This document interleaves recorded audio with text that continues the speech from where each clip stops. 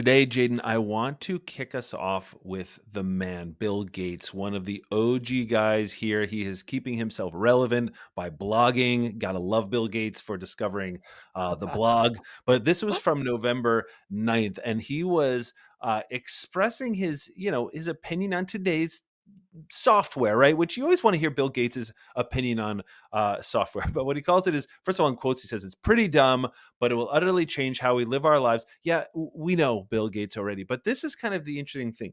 Again, some of this is obvious, but I want to go a little bit below the surface because what he talks about is AI agents, right? And after the dev day with OpenAI, agents are on everybody's mind, even though GPTs are sort of capturing everybody's attention. Everybody's like, when are agents going to sort of come up? But Bill Gates seems to think that this is going to be like the big shock wave, and everybody's going to have their own AI powered personal assistant in the next 5 years. And just a couple of things, Jaden, I want to get your reaction to all this, right? Because first of all, we all know that agents are coming. I think it'll probably come in sort of small ways first, like, hey, make this flight reservation for me, things like that. Just pretty simple. But that doesn't sound like what Bill Gates is talking about. By the way, 5 years is an eternity. But AI powered personal assistants, yeah, I get that.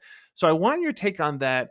And then I want to go into, I don't know what you're feeling on this. We've talked about Pi like a long time ago. Bill Gates is a huge investor in Inflection, which is a competitor to, OpenAI and everybody else. It's a large language model, and it has Pi. That's its kind of user interface, and Pi has a personality to it. But it almost feels like Bill Gates is like, "Hey guys, everybody's going to want Pi because it's something kind of specific." But I want to kind of turn that over to you. General thoughts Yeah. first.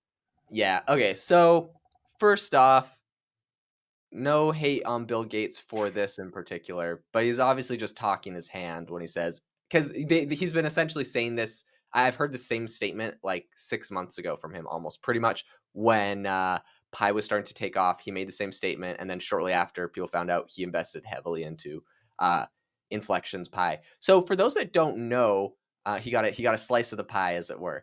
For those that don't know, Inflection it was at one point the second most funded US AI tech company. I think Anthropic might have again lapped it a little bit because they got like a $4 billion options deal with AWS. So I'm not sure how you like calculate it because they haven't gotten the full 4 billion. I think they got one, and there's like the option for 3 billion of follow on. So I don't know how you calculate it, but Anthropic arguably is now raised more money than them.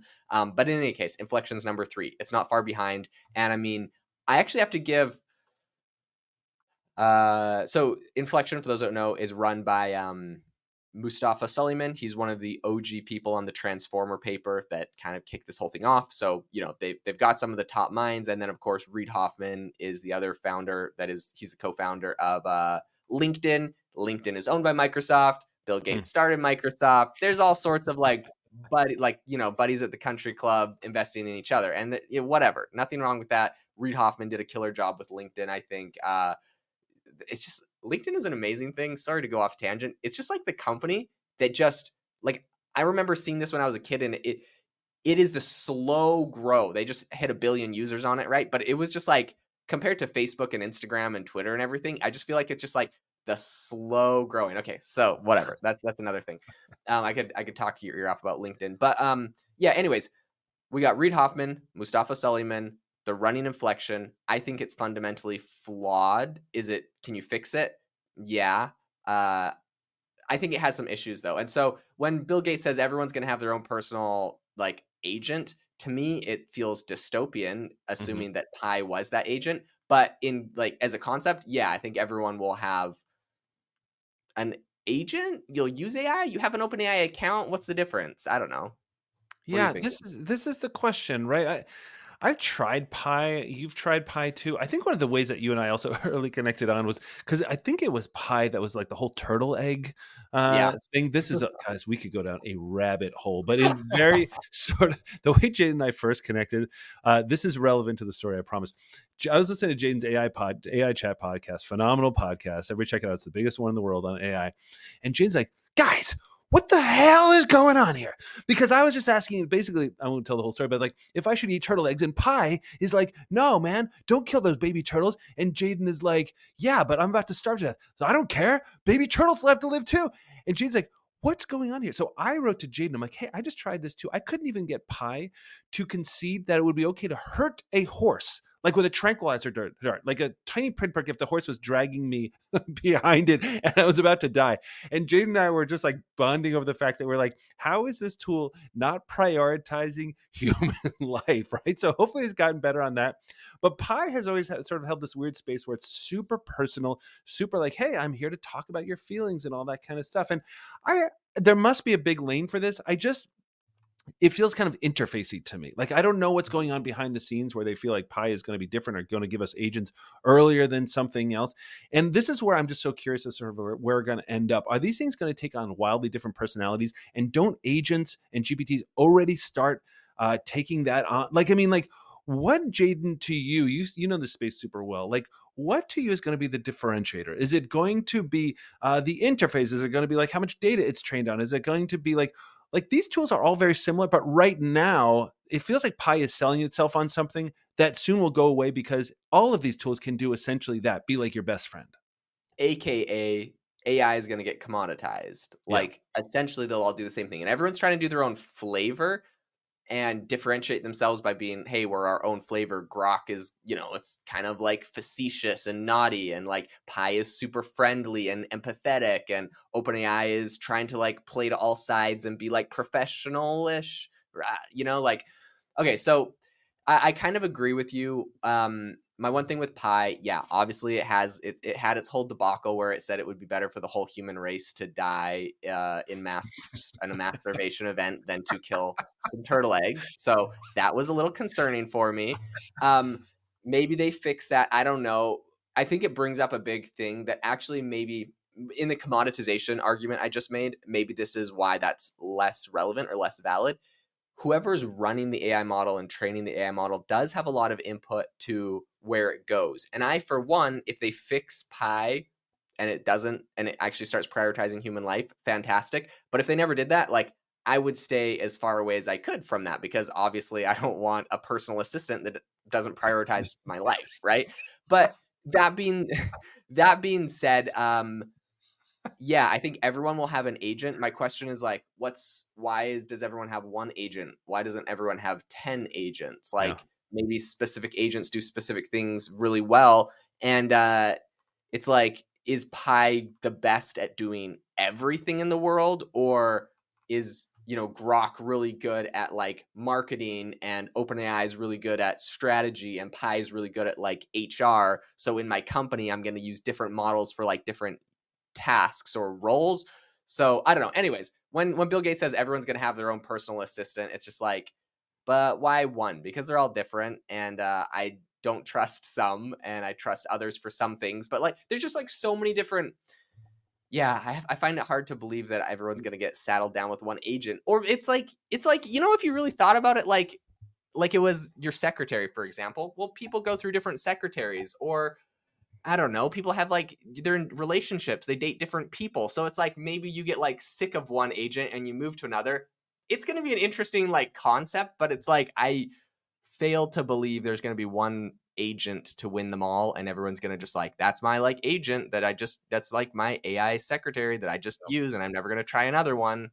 So that's what I think is like is probably more accurate. No. I think you're right, which is why it also sort of just strikes me as kind of a lame blog post by Bill Gates to sort of say, hey, AI is really going to have a huge impact. And it's like, Bill Gates, man, like take a leap, man. Do you know what I mean? Like take a swing here, right? Like, but it just felt so just rote, like, yeah, everybody's gonna have age. It just didn't really seem to add much to the value of the conversation. But then we get to sort of take it and run and sort of speculate on what that is, and also encourage people to try Pi. I know our friend Ali Miller tried it and couldn't get it to stop using emojis. It started to feel like a little bit of a weird stalker kind of thing. Like, again, we're crushing inflection. God forbid we're gonna have now, Jaden, we're gonna have them on the show or something like that. This is gonna be a disaster. But it's okay. I started criticizing them a lot, and then they rose to be like the second most funded AI company. I'm like, I'm screwed.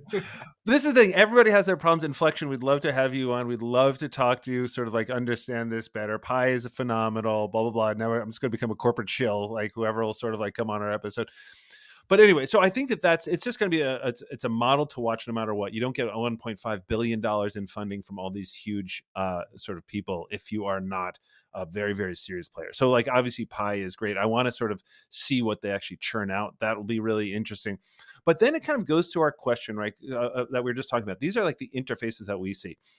Underlying all this stuff is all this interesting stuff. And one of the things that we don't talk about so much, Jaden, is like this big chip war. And so much of the stuff, like the investments in Anthropic, turned out to really be not just about, oh, is that going to have the best large language model from, like Amazon's out there, Google's out there. Everybody sort of like wants a piece of this, but it's really about like how they can, then get those big organizations to then use their cloud. Which chips are they using? I mean, you guys have heard, NVIDIA sort of hitting like $1 trillion company, everything like that. And I just wanted to bring this up because Microsoft has just come out with these chips. I want to sort of like try to get the pronunciation right on this. Sometimes, often when I kind of see things written, but okay. So one is the Azure, and I think is it Maya, MAIA, the AI accelerator, and the Azure Cobalt CPUs. And these are both sort of, they're working on AI tests. They're working on general purpose. I think that more and more companies are going to try to build their own chips just because these things are absolute gold. It goes to sort of Microsoft's strategy to boost,